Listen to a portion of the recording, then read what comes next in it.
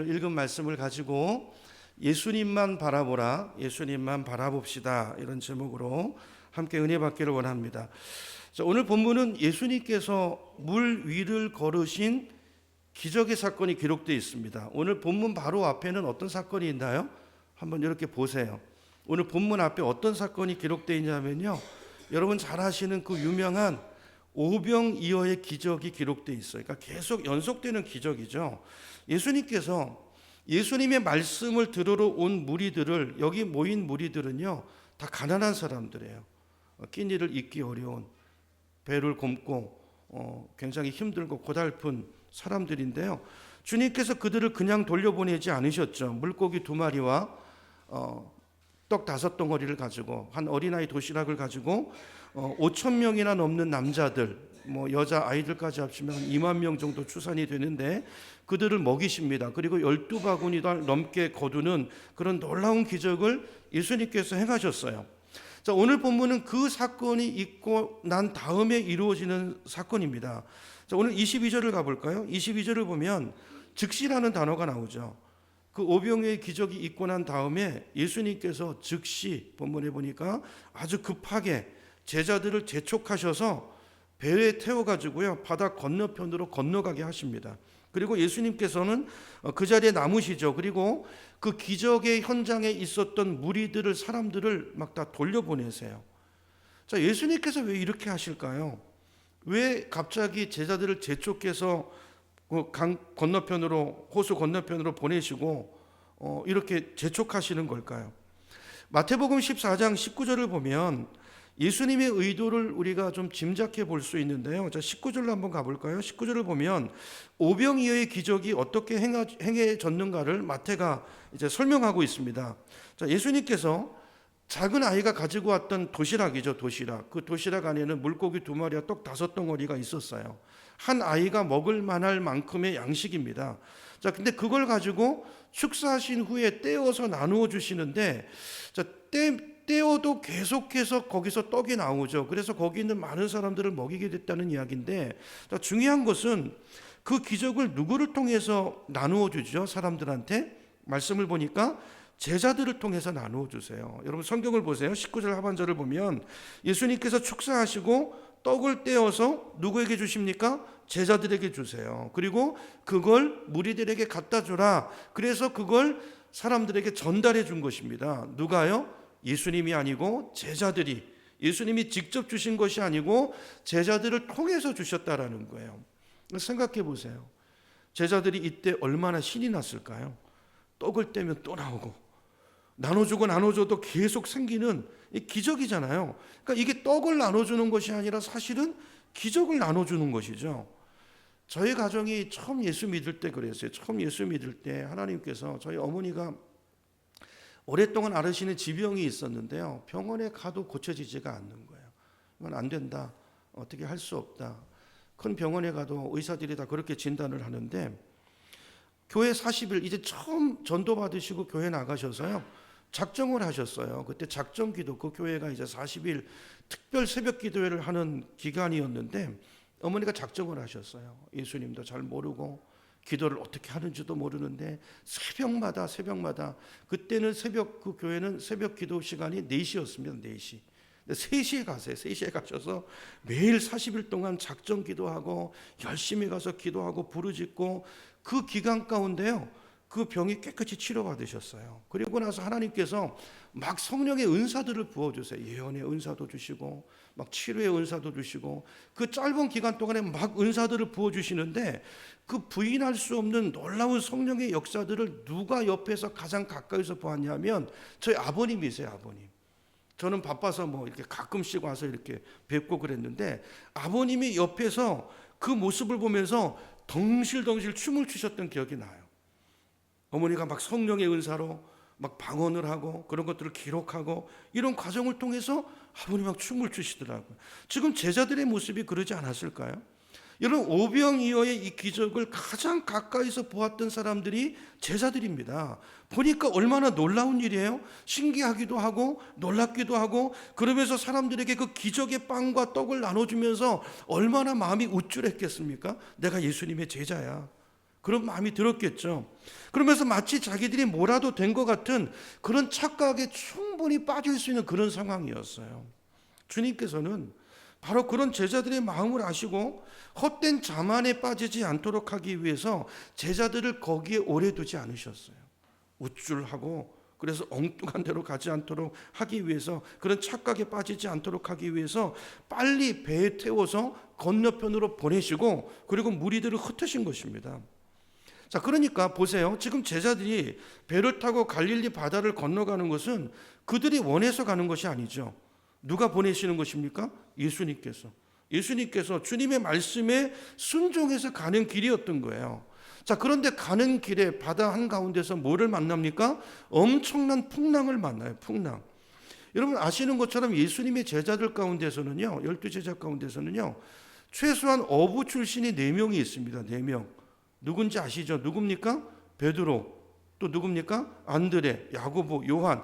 최소한 요 4명이요, 갈릴리에서 어려서부터 뼈가 굵었던, 거기서 고기를 잡는 것을 업으로 하면서 살았던 어부 출신들이에요.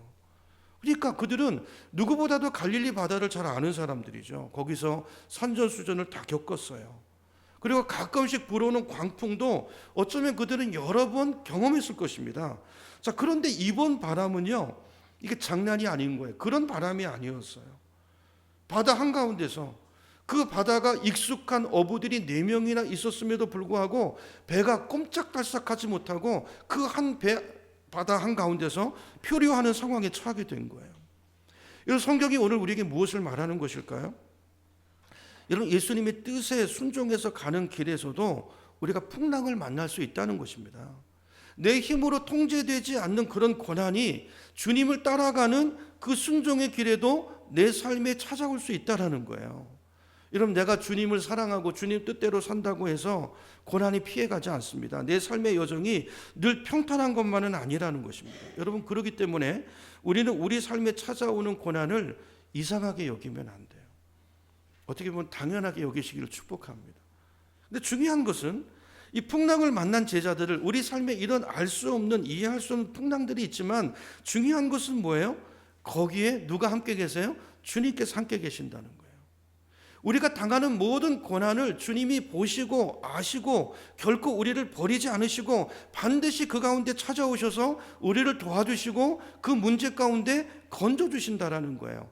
여러분, 이게 성경이 말하는 진리인 줄로 믿으시기 바랍니다. 우리 삶에도 다 고난이 있어요. 여러분, 크고 작은 각자 다 고난을 가지고 풍랑 가운데서 살고 있습니다. 그러나 주님은 거기서 나와 함께 계신다는 거예요. 우리 다니엘서를 통해서도 봤잖아요. 풀무불 가운데서 주님이 함께 계세요. 함께 계세요. 물 가운데로 지날 때가 있고 불 가운데를 지날 때가 있지만, 그러나 그 물이 나를 침범치 못하고 불이 나를 사르지 못하도록 주님이 나를 지켜주시는 그 보호하심이 우리 가운데 있다는 거예요.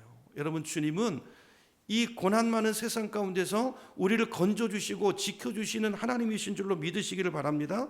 이게 성경이 말하는 바예요. 25절을 가보시면 이제 예수님께서 풍랑으로 인해서 고생하는 제자들을 도우시기 위해서 산에서 내려오시죠. 기도하러 올라가셨다가 그걸 보시고 아시고 내려오십니다. 자, 그리고 제자들에게로 가시는데 어떻게 가시죠? 배를 타고 가시는 게 아니라 아주 특별하게 물 위를 걸어서 가시죠. 자, 25절을 볼까요? 25절 보면 밤 사경에 예수께서 바다 위로 어떻게 해요? 걸어서 제자들에게 오셨다, 이렇게 기록하고 있습니다. 자, 여기 보면요, 예수님께서 풍랑으로 인해서 고통받는 제자들을 건지기 위해서 언제 가셨는가 시간을 기록해 놓고 있어요. 시간이 언제입니까? 언제라고 돼 있죠? 밤 사경. 밤 사경이면 우리 시간으로 몇 시죠? 새벽 3시부터 6시 사이의 시간이에요. 그러니까 추정하면 한 서너 시쯤에 가셨다는 얘기예요. 자, 그러면 제자들이 배에 오른 시간은 언제일까요? 성경에 정확하게 말하고 있지는 않지만 우리가 추정해 볼 수 있는 구절이 있는데요. 23절입니다. 여러분, 성경 23절로 가서 보세요. 자, 거기 보면 이렇게 기록합니다. 무리를 보내신 후에 기도하러 따로 산에 올라가시니라. 그리고 그 다음 뭐라고 되어 있습니까? 저물매 되어 있어요. 저물매. 원문을 보면요, 예수님께서 보내시고 먹이시고 보내시고 그리고 산에 올라가셨을 때가 해가 저물 때라고 돼 있어요. 해가 저물 때라는 것이 그때가. 그러니까 이 구절에 의하면 예수님께서 산에 올라가신 시간, 다시 말하면 배를 타고 출발한 시간이 해질 무렵쯤이라는 거예요. 그러면 그 당시 일몰 시간이 정확하게 몇 시인지 우리가 알 수는 없지만 한 6시라고 뭐 추정해 보면, 그러면 한 6시경에 배를 타고 예수님이 가서 구원해 주셨을 때가 새벽 서너 시경이니까 그러면 몇 시간 동안 배에서 풍랑 가운데서 고통받은 것입니까? 대략 9시간에서 10시간이에요. 그죠? 계산이 되시죠? 그 정도. 짧은 시간이 아니죠. 여러분 10시간 동안 엄청난 풍랑 가운데서 제자들이 사투를 벌이고 있었다라는 거예요. 그죠? 이해가 되시나요, 여러분? 여러분 예수님께서 보시고 아셨다면 왜 예수님은 이 시간에 가신 걸까요? 우리 생각에는 좀 빨리 가서 빨리 구원해 주시면 얼마나 좋겠어요. 근데 왜 이때 가신 것이죠? 혹시 주님께서 제자들이 지금 고통받는 것을 모르고 계셨던 것일까요? 그걸 모르고 산에서 열심히 기도하시다가 모르셨다가 갑자기 고생하는 제자들이 보여가지고 아이고 큰일 났네, 내가 빨리 가서 도와줘야겠네, 그래가지고 그때 출발하신 것입니까? 아니에요. 성경을 보면 분명히 말씀합니다. 오늘 말씀과 동일한 사건을 기록하고 있는 마가복음 성경을 보면요, 이렇게 나와 있어요. 마가복음 4장 6장 48절입니다. 마가복음 6장 48절 스크린을 보시면 제가 읽어볼게요. 바람이 거스름으로 제자들이 힘겹게 노젓는 것을 예수님이 어떻게 하셨다고요?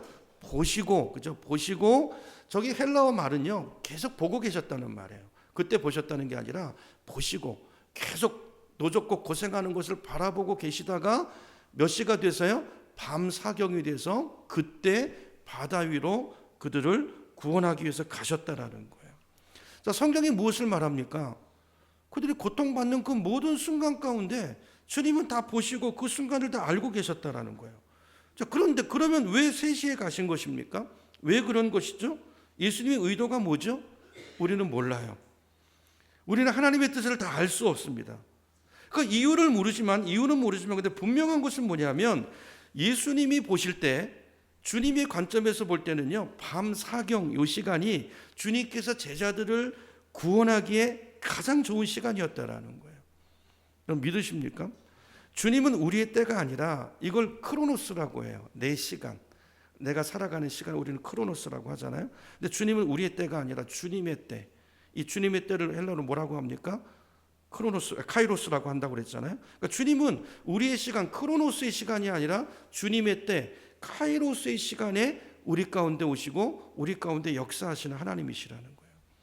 여러분, 우리가 원하는 시간은 언제입니까? 우리는 늘 즉시죠. 즉시, 지금. 우리 중에 고생하고 싶어하는 사람 아무도 없습니다. 우리는 문제가 있으면 주님 빨리 와주세요. 즉시 우리 가운데 와주시기를 원하지만, 그러나 주님은 내 때가 아니라 누구의 때요? 주님의 시간이 있다는 거예요. 주님의 시간, 그 시간에 오셔서 그 문제를 해결해 주심을 통해서 주님의 뜻을 우리 삶 가운데 이루기를 원하신다는 것입니다. 그러니까 제자들에게 주님의 시간은 몇 시였던 거예요? 밤 사경이었던 것이죠. 밤 사경이었던 것이죠. 그러니까 그들을 보내신 것도 주님의 뜻이지만 풍랑을 만나게 하시고 그 가운데서 10시간을 사투를 벌이고 고생하게 하신 것도 주님의 뜻이고, 그 때가 됐을 때 주님은 정확하게 그들 가운데 찾아가셔서 그들을 건지셨다라는 것입니다. 자, 왜 그 시간일까? 우리는 그 이유는 알 수 없어요. 그런데 분명한 것은 하나님은 저와 여러분의 모든 것을 알고 계시다는 거예요. 그리고 그분의 뜻은 항상 선하시고 옳으시다라는 것입니다. 아멘이십니까? 여러분, 우리는 그때는 몰라요. 근데 언제 압니까? 지나고 보면 알아요. 그렇구나. 맞아. 그래서 그랬구나. 그렇죠? 우리는 지나고 나서 알아요. 그 순간은 모르십니다. 여러분, 하나님의 전지하심을 가장 우리에게 잘 가르쳐주는 성경이 시편 139편입니다. 자, 거기 성경을 보면 시인이 이렇게 고백해요. 시편 139편 1절을 보시면 시인이 이렇게 말합니다. 여호와여, 주께서 나를 어떻게 하셨다고요? 살펴보셨으므로 나를 아시나이다 그랬어요. 주님은 지금도 우리를 살펴보시는 주님인 줄로 믿습니다. 나를 어느 정도로 살펴보시고 나를 어느 정도로 아시는가? 그 다음에 보니까요, 주께서는 내가 앉고 일어서는 것도 아시고 멀리서도 나의 생각을 밝히 아시고 내가 지금 무슨 생각을 하고 있는지도 주님은 다 보시고 아신다는 거예요. 예배 끝나고 뭐 먹으러 가지? 오늘 점심 반찬은 볼까? 이런 생각조차도 주님은 다 아시는 줄 믿습니다. 주님은 아세요. 주님은 아십니다. 그런 주님께서 고난 가운데서, 풍랑 가운데서 힘들어하는, 고통받는 우리의 모습을, 형편을 모르실 리가 있을까요? 없으시죠. 주님은 아세요. 주님은 저와 여러분의 고통을 아시고, 문제를 아시고, 우리의 두려움과 눈물까지도 주님은 다 보시고 아시는 주님이시라는 거예요. 아실 뿐만 아니라 오늘 마태가 이야기하는 것은 하나님의 때가 있는데, 하나님의 때가 있어요. 때가. 여러분, 고통 가운데 하나님이 침묵하시는 것처럼 보인다고 주님이 안 계신 거 아니라는 거예요. 주님은 계셔요. 살아 계시다는 거예요. 그리고 우리를 보시고 알고 계시다는 거예요. 그리고 주님의 때가 있다는 거예요. 그 때에 정확하게 찾아오셔서 우리를 그 고난의 수렁에서 건져주시는 주님이시라는 거예요. 여러분, 이게 오늘 마태가 오늘 본문을 통해서 우리에게 주고자 하는 메시지인 것입니다. 여러분, 이거 기억하세요. 주님의 때, 내 때와 주님의 때가 다르다는 것을 여러분 기억하시기 바랍니다. 내가 원하는 시간은 바로 지금이지만, 우리가 애들 키울 때도 그럴 때 있잖아요. 엄마한테, 아빠한테 막 달라고 조를 때, 그건 개 때지. 근데 엄마의 때가 있죠.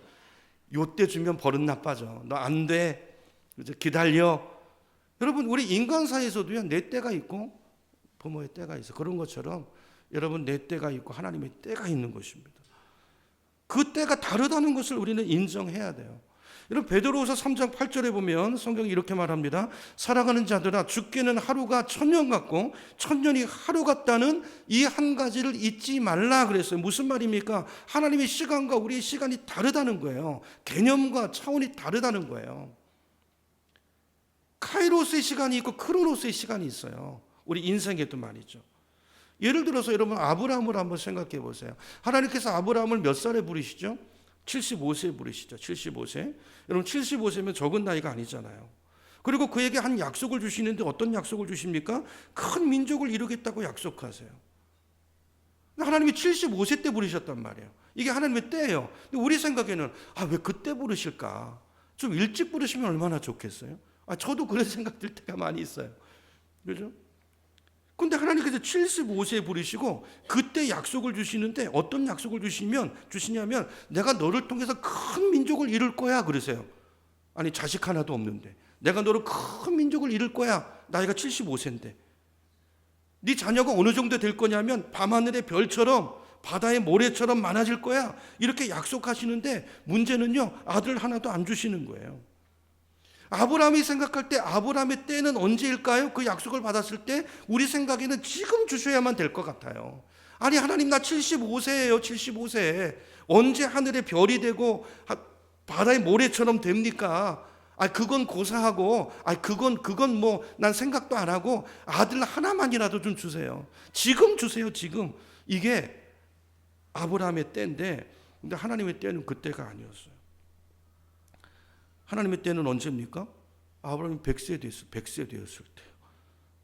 무려 그때부터 25년이 지났을 그때를 하나님은 이미 정해놓으시고 아브라함을 기다리게 하십니다. 이해가 안 되죠, 우리 생각에는. 아니, 주신다고 약속하셨으면 빨리 주시면 얼마나 좋아.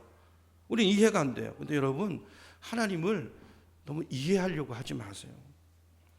여러분, 저와 여러분의 머리로 이해되는 하나님이라면, 우리 머릿속에 들어오는 내 머리로 재지는 하나님이라면 그분이 무슨 하나님이시겠어요?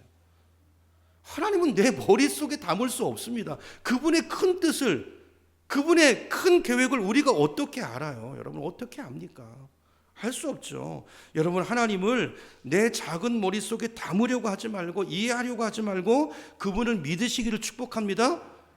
이게 무작정 믿으라는 얘기는 아니에요. 놀라운 것은요, 이해의 영역이 있고 믿음의 영역이 있어요. 근데 놀라운 것은 믿으면 이해가 돼요. 믿으면 깨닫게 돼요. 하나님이 그분이구나. 다 이해에 대해서 하나님을 다 알아갈 수 없습니다. 그렇죠? 믿음에서 믿음으로 가는 거예요. 여러분, 하나님은 나의 시간이 아니라 하나님의 시간, 하나님의 때 역사하시기 때문에 그래서 믿음이 필요한 거예요. 그래서 우리는 나는 당장이지만 하나님의 때가 있기 때문에 그 간격을 뭘로 가야 돼요? 우리는 믿음으로 가는 거예요. 그 간격을. 아니, 그럼 안 그러면 믿음이 필요 없죠. 무슨 믿음이 필요하겠어요? 믿음을 가지고 하나님의 때를 기다려야 하는 것입니다. 이게 중요한 거예요. 이런 믿음을 가지고 하나님의 때를 기다려야 하는데, 중요한 것은 그럼 그때 우리가 가져야 될 믿음은 어떤 믿음이죠? 하나님께서 다 아신다는 믿음이에요. 아멘. 하나님께서 나를 다 보고 계신다는 믿음이에요. 아멘. 내 고통을 아세요. 눈물을 아세요. 근데 기다려, 좀 더 뜻이 있는 거예요. 하나님께서 또 어떤 믿음이에요? 하나님께서 하나님의 때가 되면 분명히 오실 거야, 분명히 역사하실 거야 라는 그 믿음. 그죠? 이 믿음이 필요해요, 우리에게. 이 믿음을 가지고 우리는 하나님을 어떻게 해야 돼요? 그분을 기다리고, 그분께 기도하고, 그분을 기대하고, 그렇게 믿음으로 하루하루를 사는 것입니다. 이게 신앙생활이에요. 여러분, 아까도 말씀드렸지만 하나님의 침묵이 하나님의 부재를 의미하는 건 아닙니다. 내가 알지 못할 뿐, 다 이해하지 못할 뿐, 하나님은 그 시간도 거기 여기 나와 함께 계시고 모든 상황을 다 보고 계시고 알고 계세요. 그리고 어떨 때 견디지 못하는 것 같으면 때로 거기에 필요한 것들을 공급하세요. 은혜를 주시고, 그렇죠? 북돋우시고 힘을 주시고. 내가 견디는 것도 내가 견디는 것 같지만 아닙니다. 그 힘도 하나님이 주십니다. 그렇게 기다리고 하시고 믿음의 근육을 키우시면서 우리에게 선물을 주시는 거예요. 그 고난 뒤에 주어진 축복이 있는 것입니다. 하나님의 시간에 정확하게 역사하시는 하나님. 여러분, 오늘 이 하나님을 오늘 말씀을 통해서 우리 마음에 담고 가시는 여러분 되기를 축원합니다. 믿음은 무엇입니까? 믿음은 하나님을 기다리고 기대하고 기도하는 거예요. 그죠? 그게 믿음이에요. 자, 예수님께서 그래서 밤 사경에 오셨는데 제자들이 보니까 갑자기 저 어두운 데서, 여러분 얼마나 10시간 동안 죽을 고생했잖아요. 그래서 기진맥진한데, 여러분 사람이 육체가 약해지면 정신도 약해져요. 그죠? 기진맥진해서 이렇게 보니까 저 어두운 데서 누가 물 위로 걸어오는 거예요. 여러분 같으면, 여러분의 입장이라면 뭐라고 생각했겠어요? 물귀신이죠, 물귀신이죠. 아니다 다를까 제자들도 유령이다 그랬어요. 귀신이다 소리를 질렀어요. 밤새도록, 아직 제자들의 믿음이 어리잖아요. 밤새도록 고생하고 기진맥진해서 있는데 보니까 갑자기 귀신이 보이니까 소리 지르면서 두려움에 사로잡힙니다. 그때 주님이 말씀하시죠. 야, 나다. 나니 안심하라. 두려워하지 말라. 여러분, 이런 하나님을 만나시고 경험해 보신 적이 있습니까? 내 삶의 그 한가운데 찾아오셔서 말씀하시고 손을 내미시고 붙잡아 주시는 이 하나님. 여러분, 이 하나님이 성경 안에만 계신 하나님이 아니라 지금 오늘 우리 삶 가운데도 동일하게 역사하시는 하나님이심을 믿으시기 바랍니다. 우리에게 이 믿음을 가지고 주님을 찾을 때 하나님은 우리를 이렇게 만나주세요. 여러분, 기독교는 체험의 종교입니다. 체험. 기독교는 철학이 아니고 이론이 아닙니다. 우리 삶 속에서 그분과 함께 동행하고 그분을 만나는 체험, 그 체험을 하나님 우리에게 주세요. 자, 그런데 그때 누가 등장하죠? 늘 갑자기 이럴 때 등장하는 분 있죠? 베드로가, 용감한 베드로가 등장합니다. 전 베드로가 너무 좋아요. 베드로가 갑자기 나타나더니 예수님에게 뭐라고 기도합니까? 만일 주님이시거든 나를 명하사 어디로? 물 위로 오라 하소서 그랬어요. 미친 거 아니에요? 베드로답죠. 여러분, 지금 베드로가 이 말을 했을 때 상황은요, 아직 여전히 강풍이 불고 파도가 들이치는 상황이에요. 근데 정상적인 사람이고 정상적인 생각이라면 그런 상황에서 예수님에게 뭘 요구해야 될까요? 만일 주님이시거든 나로 물 위를 걷게 하소서가 아니라 뭐라고 기도해야 돼요? 바람과 파도를 잠잠케 해주소서. 이게 정상적인 기도 아니에요? 근데 베드로는 너무나 엉뚱하게도요, 만일 주님이거든 명하사 나로 물 위로 오라 하소서 그랬어요. 와, 베드로의 믿음 대단하지 않나요? 아마 이 베드로를 보고 그 옆에 있던 제자들도 그랬을 것 같아요. 야, 쟤 미친 거 아니야? 넌 미친 거 아니냐? 당연히 그랬을 것 같아요. 근데 더 놀라운 것은 뭐냐면요, 주님께서 베드로의 그 요청을 들으시고 뭐라고 답하시죠? 오라고 그랬어요. 오라. 이걸 보면 베드로의 요구가 주님이 기뻐하시는 요구였던 것 같아요. 우리는 늘 내 한계에서, 내 수준에서 기도하잖아요. 여러분, 말씀대로 기도하시기 바랍니다. 베드로처럼 구하시는 저와 여러분 되기를 축원합니다. 우리가 구하는 만큼, 입을 크게 여는 만큼 그 믿음대로 하나님은 네 믿음대로 될지어다. 이게 주님이 응답하시는 방법이에요. 만약 예수님께서 베드로의 그 기도가, 요청이 잘못된 거였다면, 야 베드로 가만히 있어 어딜 와? 내가 갈게 기다려 그러셨을 텐데 주님께서 오라고 하시잖아요. 오라고. 그 말을 듣고 베드로가 어떻게 해요? 진짜 배에서 뛰어내려 물로 뛰어내립니다. 그리고 물 위를 걸어요. 기적을 경험하죠. 여러분 베드로의 이런 돌발적인 행동을 여러분은 어떻게 보시나요? 미친 짓. 여러분 우리가 정상적인 사고와 생각을 가지고 이성으로 예수를 믿으면 그 정도 선에서 예수를 믿는 거예요. 그렇죠? 근데 우리가 사실은 예수 믿는 것은 어떻게 보면 미치는 것입니다. 여러분 예수님을 경험해 보시면 그분의 크심을 경험하게 되면 여러분 미칩니다. 정말로. 여러분 이 예수를 경험하고 만나보시고 맛보아 아시는 여러분 되기를 축복합니다. 여러분 한번 생각해 보세요. 아까도 말씀드렸지만 지금 베드로가 지금 한 행동이 얼마나 인간적으로 볼 때는 상식적으로 볼 때는 얼마나 위험한 요구였는가를 우리가 생각할 필요가 있어요. 베드로가 구명조끼 입고 뛰어들었나요? 아닙니다. 안전장치가 있었나요? 아니에요. 그죠? 광풍이 불고 있어요. 파도가 높이 치고 있어요. 근데 그런 상황에서 물 위로 뛰어들면요 죽을 수도 있는 상황인 거예요. 그런데 그런 가운데서 예수님이 오라고 하시니까 그 말씀 그대로 그 말씀이 순종해서 베드로는 물 위로 바로 뛰어내립니다. 왜죠? 그는 예수님을 분명히 믿었기 때문이에요.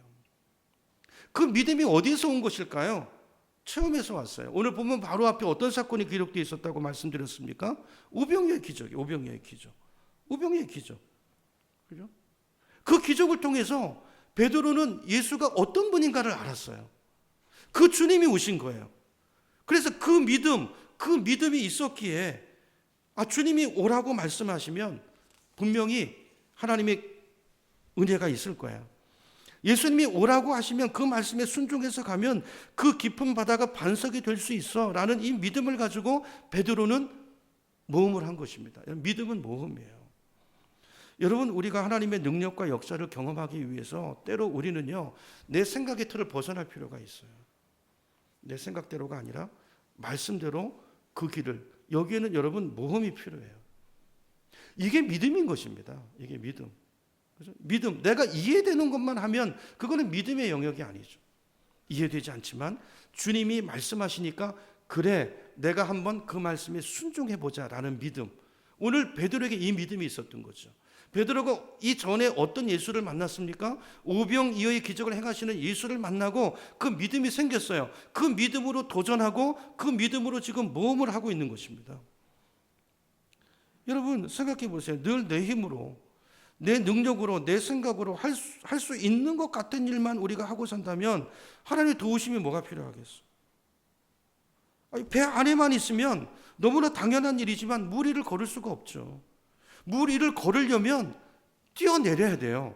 그 안전지대를 나와야 됩니다. 근데 우리의 성향은 어떻죠? 우리는 편안하고 안전한 곳을 좋아해요. 거기서 나가기를 싫어해요. 그러나 거기에서는요 하나님의 능력과 역사를 경험하지 못합니다. 그래서 하나님께서는요 우리의 믿음을 연단하시고 하나님을 경험하게 하시기 위해서 우리를 더 강한 믿음의 사람으로 세우시기 위해서 의도적으로 우리가 타고 있는 배를 흔드시는 거예요.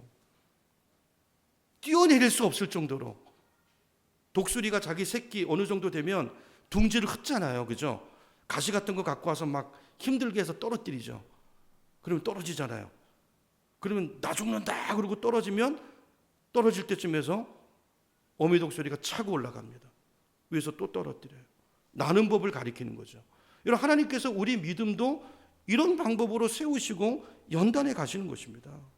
그래서 하나님은 때로 우리 삶의 안전지대를 흔드시는 거예요. 우리 인생에 광풍이 불게 하세요. 그래서 물 위에 뛰어들게 하세요. 그것을 통해서 우리의 믿음을 연단하시고 세우시는 것입니다. 저는 그것이 우리 인생의 고난을 허락하시는 중요한 이유 중에 하나라고 생각해요. 그죠? 베드로가 잘했죠. 믿음으로 도전했어요. 근데 문제가 생기죠. 처음에는 베드로가 예수님을 바라보고 물 위를 걸어갑니다. 그런데 그의 시선이 어디를 향하죠? 바람을 향해요.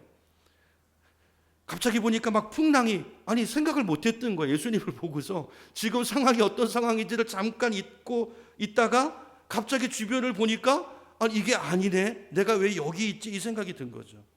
이런 바람을 보게 됐다는 것은 무엇을 말하는 것입니까? 현실을 직시하게 됐다는 거예요. 현실이 뭐죠? 지금 베드로에게 현실은 뭡니까? 베드로가 무리를 걸을 수 있는 사람이 아니에요. 아니잖아요. 나는 무리를 걸을 수 없는 사람이야. 이게 현실이에요, 현실. 그죠? 그리고 지금 풍랑이 일고 있고 바람이 치고 있어. 이때는 무리로 뛰어들면 돼요, 안 돼요? 안 돼요. 이게 현실이에요, 현실. 바람을 바라보는 순간, 그 현실이 인식이 되는 순간 두려움에 사로잡혀가지고 그 두려움으로 인해서 물에 빠져들어갑니다. 그러면서 소리를 지르죠. 주여 나를 구원하소서. 얼마나 크게 소리 질렀을까요? 여러분 베드로 성격 아시잖아요. 얼마나 크게 질렀을까요? 그 소리를 듣고 예수님께서 즉시 손을 내밀어서 그를 잡아 건져 세우십니다. 그러면서 뭐라고 말씀하죠? 오늘 성경 보세요. 왜 의심하느냐? 무엇이 적은 자야? 믿음이 적은 자야 그랬어요. 뛰어든 것도 믿음이었지만 그러나 그 믿음은 아직 더 자라야 될, 성장해야 될 작은 믿음이었던 것이죠. 32절로 가보면 예수님께서 베드로를 건져주시고 배에 함께 오르니까 그때 뭐가 그쳤다고요? 비로소 바람이 그쳤다고 말씀하고 있어요. 와, 이게 은혜죠, 은혜. 예수님께서 물에 빠진 베드로를 잡아주시고 건져주시고 그리고 그와 함께 배에 오르신 것입니다. 자, 이게 뭘 말하는 것입니까? 베드로는 물 위를 몇 번 걸은 거예요? 2번 걸은 거예요. 처음에 예수님 오라는 말씀을 듣고 뛰어내려서 안전지대에서 나와서 모험을 통해서 걷다가 실패하죠. 그러고 나서 그 다음에는 그때는 자기 혼자 걸었죠. 예수님 바라보고. 근데 그 다음에 주님께서 건져주신 다음에는 어떻게 걷습니까? 누구와 함께 걸어요? 예수님과 함께 걸어요. 여러분 이게 우리의 신앙생활인 줄로 믿습니다. 신앙생활은 이렇게 주님과 함께 가는 거예요. 근데 이 주님께 어떻게 내 손을 맡기고 인생을 맡기죠? 이 첫 번째 기적을 체험하면서부터요. 여러분 신앙생활은 지식이 아닙니다. 여러분의 우리 금년표가 행함이 있는 믿음이죠. 우리 믿음이 지식적인 믿음, 내 머릿속에만 맴돋는 계산하는 믿음이 아니라 내가 믿었으면 은혜를 받았으면 그 말씀대로 순종해보는 내 삶을 던져보는 행함이 뒤따르는 그런 살아있는 믿음이 되기를 축복합니다. 그럴 때 하나님을 경험하는 거예요. 그때 하나님을 만나는 거예요. 근데 그렇다고 해서 그 믿음이 쭉 지속되진 않습니다. 우리 신앙생활을 보면 늘 업앤다운이 있어요. 언제 믿는 것 같았는데 또 현실을 바라보면 예배 드릴 때는 믿어져요. 야, 말씀이 믿어져요. 하나님 나 이 믿음으로 살겠습니다. 근데 밖으로 나가가지고요. 당장 가정에 가고 직장에 가서 현실을 보고 바람을 보면 무서워서 빠집니다. 그 믿음 온데간데 없어져요. 그때 또 부르짖으면 하나님이 함께 하시고 세워주시고 건져주시고 이런 과정을 통해서 우리는 주님과 함께 동행하는 주님이 항상 나와 함께 계시는구나. 그거를 깨닫게 되고 그 믿음으로 우리가 무리를 걷게 되는 그런 기적의 삶을 우리가 살게 되는 줄로 믿습니다. 오늘 저와 여러분에게 이 믿음이 있었으면 좋겠어요. 여러분 그러므로 우리가 인생을 살면서 서두에 말씀드렸지만 풍랑이 없는 인생은 없습니다. 그렇죠? 오늘 본문이 분명히 이야기하죠. 주님 말씀에 순종해서 가는 그 길인데 엄청난 풍랑을 만나요. 근데 그것도 누가 보고 계세요? 주님이 보시고 아시고 보내신 거예요. 그렇죠? 그리고 지키세요. 견딜 수 있는 힘을 주세요. 감당할 수 없는 시험 주시지 않습니다. 그리고 정확한 때 찾아오셔서 내 힘으로 할 수 없는 분명한 하나님의 능력으로 우리를 건지세요. 그리고 그분이 하나님이심을 알게 하세요. 하나님이 계시구나. 그죠? 그분이 나를 도우시고 그분의 때가 있구나. 이걸 경험하면 그 다음부터는 문제가 있다고 원망하지 않습니다. 불평하지 않습니다. 그분을 믿고 그분을 기대하고 기다리고 기도합니다. 그죠? 이렇게 우리 믿음이 세워져 가는 거예요. 중요한 것은 인생을 살면서 이 두려움의 바다에 빠지지 않고 믿음에 굳게 설 수 있는 비결은 다른 거 없어요. 주님을 바라보는 거예요. 계속 바라보는 거예요. 아니 주님만 바라보는 거예요. 여기까지 가도록 하나님은 훈련하시는 거예요. 히브리서 12장 2절 3절에 보면 히브리서 기자가 이렇게 말합니다. 믿음의 주요 또 온전케 하시는 이인 예수를 어떻게 하자? 바라보자 그랬어요. 바라보자. 여기 예수는 어떤 분입니까? 그는 나오죠. 어떤 예수를 바라보라는 것입니까? 그는 그 앞에 있는 기쁨을 위하여 십자가를 참으사 부끄러움을 개의치 아니하시더니 하나님 보좌 우편에 앉으셨느니라. 우리가 바라보는 예수는요, 나를 위해서 나를 건지시기 위해서 십자가에 죽으신 자신의 생명을 주신 그 예수예요. 그 예수. 그 예수가 지금도 나와 함께 계시고 하나님 보좌 우편에서 우리를 위해서 중보하고 계시는 그 예수를 바라보라는 것입니다. 여러분, 믿음은 바라보는 것입니다. 믿음은 시선이 중요합니다. 여러분, 무엇을 바라보느냐가 우리 삶을 결정합니다. 변하는 것을 바라보면, 지난주일 말씀드렸잖아요. 물질을 바라보고 살면 그거에 따라서 내 평안이 흔들려요. 그러나 변치 않는 신실하신 영원하신 그 예수 그리스도께 우리의 시선을 두고 그분을 바라볼 때 우리는 그 신실하신 주님의 응력을 날마다 신실하게 그 은혜를 누리고, 그죠? 그 행복을 누리며 사는 인생이 되게 될 줄로 믿습니다. 여러분, 세상을 향하던 우리의 시선을 주님께로, 신앙은 업앤다운이 있다고 그랬잖아요. 결심하고 나가는데 또 한 주간 살다 보면 세상 것들로 꽉 차 있어요. 그걸 주님께로 다시 돌릴 수 있는 가장 좋은 자리가 어디예요? 예배 자리인 거예요. 예배 자리. 말씀의 자리고 기도의 자리인 것입니다. 그래서 기도의 자리, 예배의 자리는 거룩한 자리예요. 우리의 시선을 튜닝하는 자리, 우리의 생각을, 가치관을 튜닝하는 자리예요. 이런 악기도 막 쓰다 보면 그 기본 음이 틀어지잖아요. 다시 조정하잖아요. 우리 계속 조정해야 돼요. 우리 시선을 조정하고. 그렇죠? 그럴 때 주님을 우리의 시선이 향해지고 그 임재를 우리가 확신할 때 우리는 그 믿음으로 일어설 수 있게 되는 것입니다. 이런 기도가 중요합니다. 우리 다음 주일 오후 예배가 이제 찬양 예배 이경배 사모님 초청해서 드리는데요. 여러분, 한 주간 동안 기도해 주시길 바랍니다.